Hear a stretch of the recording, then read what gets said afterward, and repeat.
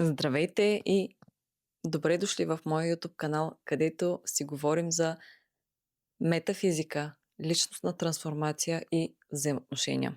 Създадах този канал като благодарност към тези висши сили, които ме подкрепиха, за да премина през моя път на личностна трансформация, да намеря пътя на удовлетворението, най-накрая да се почувствам добре в кожата си и да знам на къде вървя изобщо. И целта на този канал е да помогне на колкото се може повече хора да се чувстват добре в кожата си и да имат усещане за удовлетворение изобщо от живота. Днешната тема е много свързана, естествено, с всичко това, защото ще си говорим как да имаме усещане за удовлетворение в взаимодействията с другите хора. Как да направим така, че връзките, които създаваме, да ни носят удовлетворение. Преди да подходя към същността на тази тема, обаче ще обърна внимание на точно диаметралната противоположност на всичко това, а именно на факта, че изключително много хора се чувстват много нещастни в връзките изобщо, които създават, независимо дали това са семейни връзки, независимо дали това са приятелски връзки, дали са партньорски взаимодействия, дали са интимни връзки. Много често чуваме хората да се оплакват едни от други, едни на други, както дойде. Тоест виждаме едно масово неудовлетворение. Истината е, че това е нещо като една такава глобална пандемия, така да се каже. И не е очудващо, че в днешно време толкова много бракове се разпадат. Не е очудващо, че хората трудно се доверяват изобщо на чисто човешките взаимоотношения. Истината е обаче, че взаимоотношенията могат да носят изключително много радост, удовлетворение и щастие. Смисъл. Стига да знаем как да оперираме с тях. И е важно да можем да имаме удовлетворение в взаимодействията с другите хора, да може да се свързваме здраво в каквито и да са взаимоотношения, защото истината е, че ако имаме неудовлетворение на който и да е фронт, в каквито и да са взаимоотношения, те рано или късно достигат до другите сфери от нашия живот и започва един такъв ефект на домино. И рано или късно всичко в живота ни се повлиява от дори едни взаимоотношения, които имаме. Затова е хубаво да знаем какво да правим, така че всичките ни взаимоотношения да ни носят радост и щастие, да можем да се развиваме изобщо. Каква е истината? Как се получава една здрава връзка с човек, с партньор, с приятел, с работодател, с служител, с дете, с който и да е било? Истината се крие в уважението. Ха-ха, Севелче, ще кажете сега, нали? Не ни казваш нищо ново.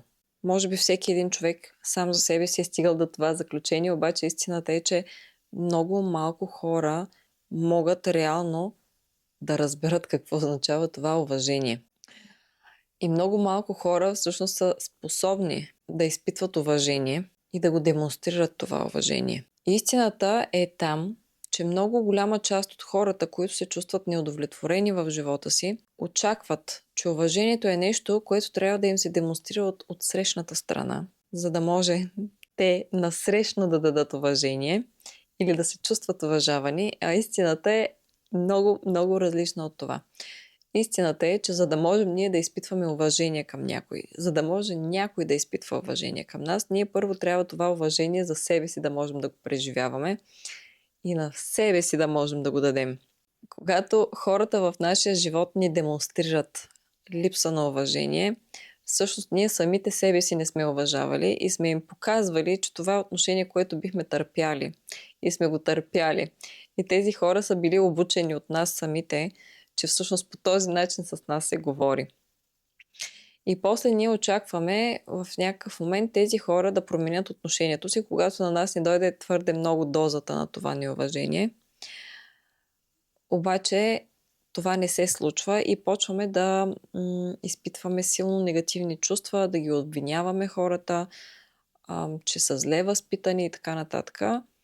А всъщност през цялото време контрола е в нашите ръце.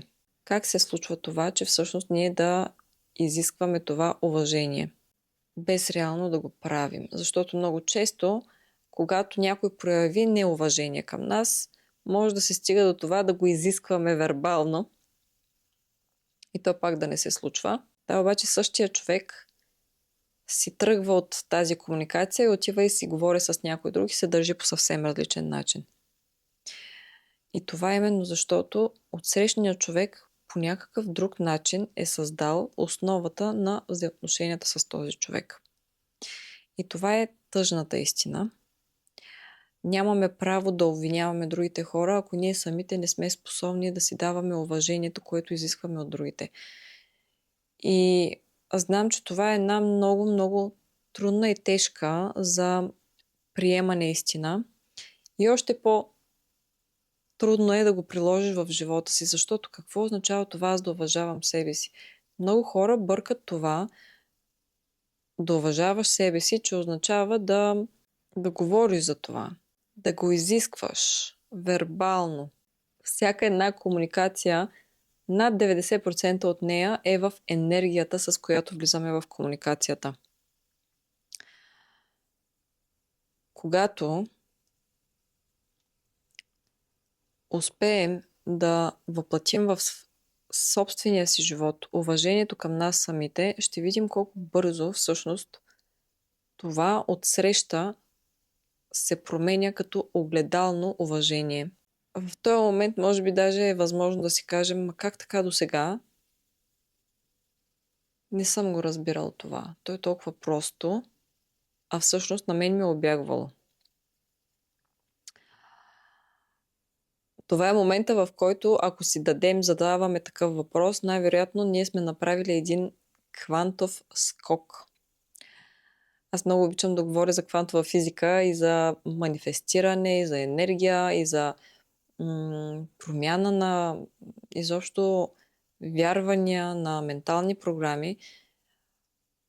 Обаче има едно нещо, което така много се преекспонира в тези среди, в които се говори за всичко това, а именно, че може да направим едни такива мигновени квантови скокове, нали, което, т.е. аз както си седя тук така като един характер и да преживявам един начин на живот, изведнъж ще се случи някакво магично събитие в моя ум и аз вече ще съм нов човек и пред вратата ми ще има паркирано червено Ферари. Това хипотетично може и да се случи, обаче в реалността няма да се случи, защото в реалността ние сме част от система, която ни държи гравитационно в една реалност, от която за да се отскубнем ни трябва супер много мощ и насъбрана инерция. И затова, ако към момента в живота ни не са ни уважавали и взаимоотношенията ни не са били удовлетворяващи, няма как изведнъж да се събудя и да реша, че вече взаимоотношенията в живота ми ще са удовлетворяващи и базирани на уважение и да излезна от вратата и всички да са такива спрямо мен. Даже напротив, най-вероятно отново и отново и отново и отново ще срещам хора, които проявяват неуважение. Да мога аз така, как да се каже, още повече или да влезна в енергията, не, това не е за мен. Моите взаимоотношения ще са базирани на уважение и ще са удовлетворяващи, или да си кажа, не ми се получи, явно не го заслужавам и да си се върна вкъщи към неудовлетворението. Така че, ако очаквате след това видео бърз резултат, няма да се случи. Ако ви разочаровам, съжалявам. Истината е, че за такива големи промени в живота ни ще трябва да поработим наистина стабилно. Как да уважаваме сами себе си? Истината е, че много често хората си мислят, че уважават себе си, мислят си, че обичат себе си, а то реалността е много, много по-различна от това. Уважението към себе си с едни прости примери от ежедневието може да се опише ето така. На мен ми е важно да съм спокойна повече, отколкото да удовлетворя спонтанните нужди на хората в живота ми. Не, че защото не ги обичам, а защото знам, че ако аз сега се хвана за вихъра на този човек, който сега точно на момента иска нещо от мен, аз ще се закача за тази вихрушка и скоро ще започна да се държа също като човека, който в момента всъщност се намира в окото на тази буря, от която иска да го освободя. Уважението към мен означава да осъзнавам, че в момента имам нужда от почивка и ще си дам тази почивка, независимо, че в момента някой иска да получи от мен внимание, грижи, време, пари или каквото и да е било. Не мога постоянно, давайки парчета от себе си, аз да съм полезна дългосрочно, на който и да е било. Дългосрочно.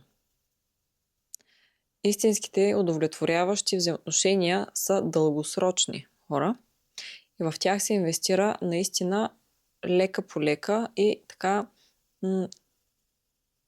доста време, преди да решим, че са ни важни.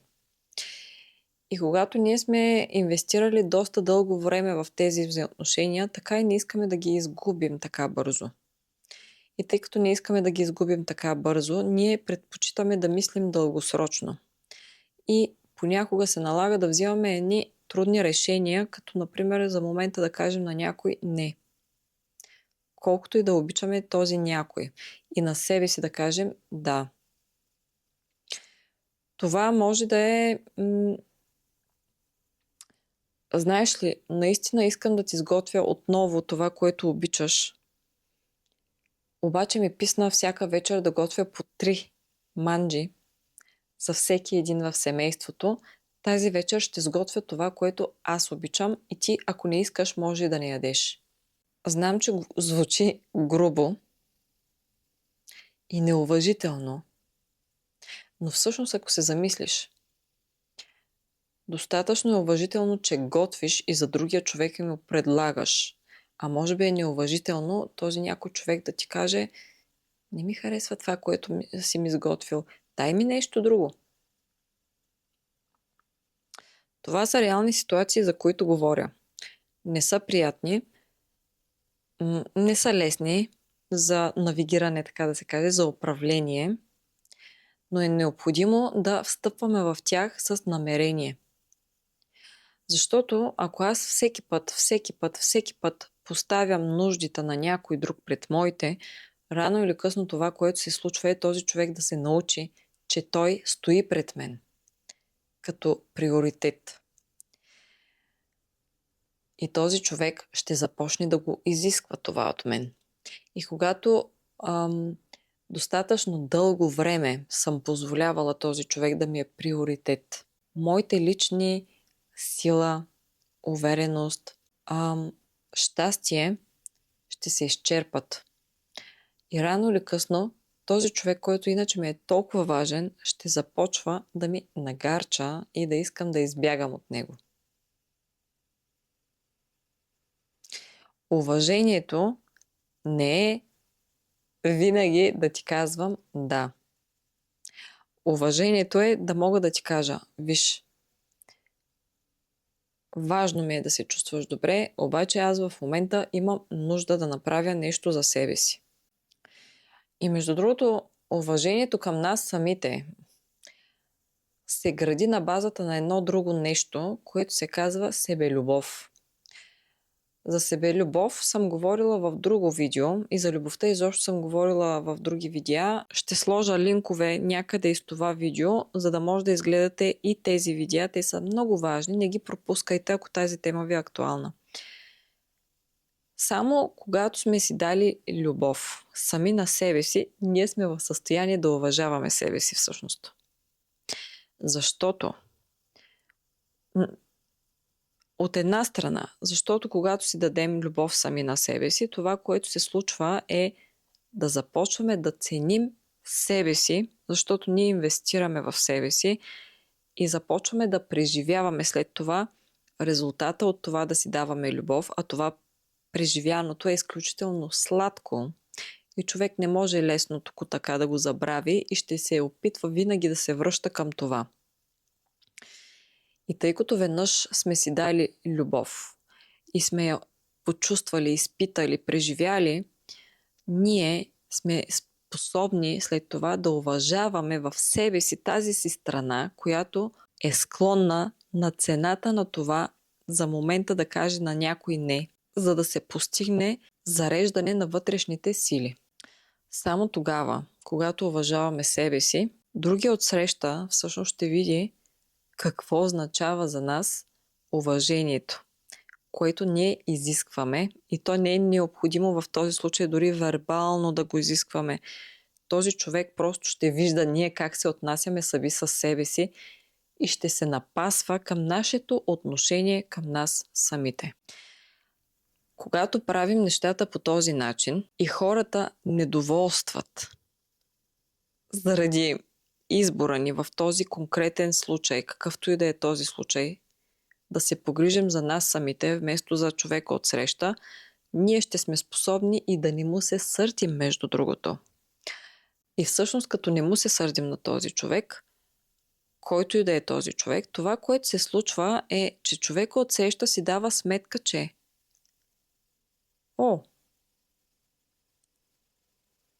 аз се сърдя, но този човек не ми се сърди. Този човек срещу мен не ми връща обратно негативна енергия.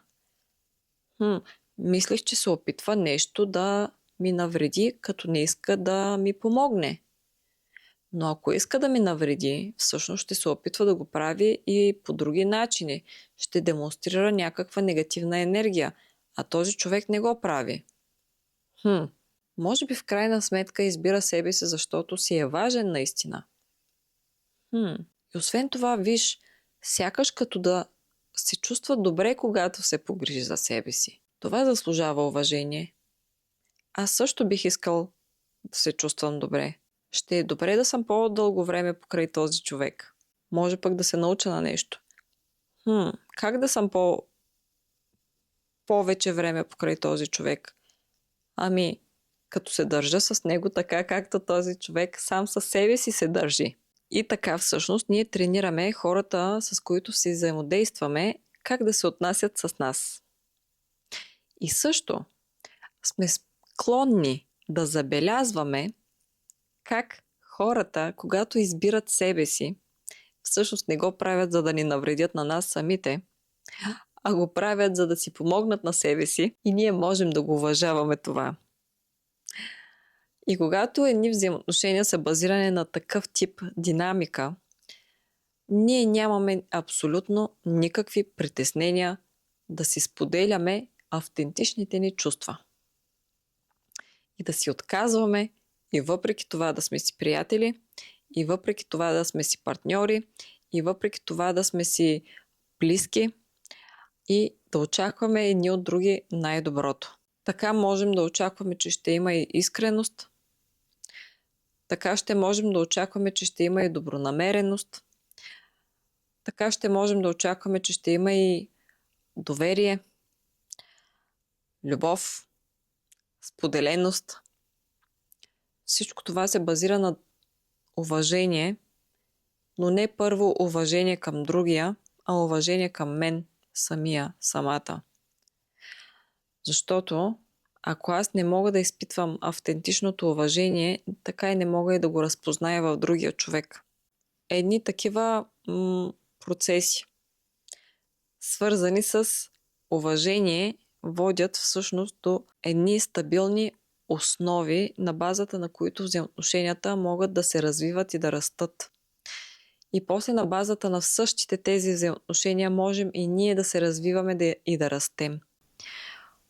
Колкото и да сме индивиди, ние все пак сме хора и хората сме социални същества. Но за да можем да изградим каквото и да е било, като социум е необходимо вътре в нас първо да изградим един храм, който да почитаме. И този храм се гради бавно, и трудно. И то не в смисъла, че е мъчително, а трудно, изискващо труд. Но ви уверявам, че си струва наистина. Ако взаимоотношенията в момента, в които се намирате, по-скоро са в отрицателния спектър, определяте ги като токсични, неуважителни, за вас съм подготвила една разкошна групова програма, която ще започне януари месец. Тази програма цели веднъж завинаги да ви покаже къде имате да се подобрите, да ви даде ресурсите, с които да се подобрите, да ви даде общността, която ще ви подкрепи, за да можете тези промени, които въвеждате в живота си, да се превърнат в устойчиви такива и да можете да въплатите една нова личност, която да влиза в взаимоотношенията тотално по различен начин и така да стартирате живота си, този живот, за който знам, че мечтаете, най-накрая, идната година. Програмата е 6-месечна, не е кратка. Ще се изисква от вас наистина да инвестирате време и усилия. Но ви казвам, че ако последвате тази програма, живота ви ще се промени трайно и завинаги. И бъдещата ви версия ще ви благодари за това, което сте направили сега. Ако за вас момента е дошъл и ако слушате това видео до тук, линка оставям долу в описанието на това видео и много ще се радвам да се видим в тази програма. Повече информация ще можете да намерите в този линк. Между другото, искам да ви кажа, че имам още един канал, където показвам едно друго свое лице. Моята част, която е номад по душа. Там показвам как живея в колата ми, как пътувам, готвя, спя, правя, случвам неща, къде ходя, какво правя. Ако ви е интересно, заповядайте и там да ме последвате. Казва се Номадски живот на кирилица. Освен всичко, имам и сайт, където качвам активации, медитации, програми, курсове за преодоляване на зависимости, трансформация на личността, за лекуване, баене, интуиция, сънища, каквото пожелаеш. Ако нещо не ви е налично, пък ви се струва, че мога да ви го предоставя, пишете ми едно съобщение през сайта и мога да го кача и да бъде налично. Сайта ми се казва mamasef.com. Опитвам се постоянно да качвам там нови неща, за да може да расте и да помага на хора като вас. Това е от мен. Благодаря за вниманието. Съжалявам, че отсъствах малко повече този път. Имаше промени в живота ми. Както виждате, се намирам на ново място. И това беше един така доста дълъг процес. Все още се опитвам да напасна. Изобщо по какъв начин ще снимам от тук нататък, защото ежедневието ми се промени доста. Но все пак е за добро, така че чувствам това удовлетворение в себе си и искам да продължавам да правя това, което правя тук. Пишете в коментари, ако имате теми, които искате да развивам, защото искам да отговарям на вашите лични нужди, така че ще се постарая да го направя. Отвъд това, благодаря за вниманието, благодаря за доверието. Чао от мен и до скоро!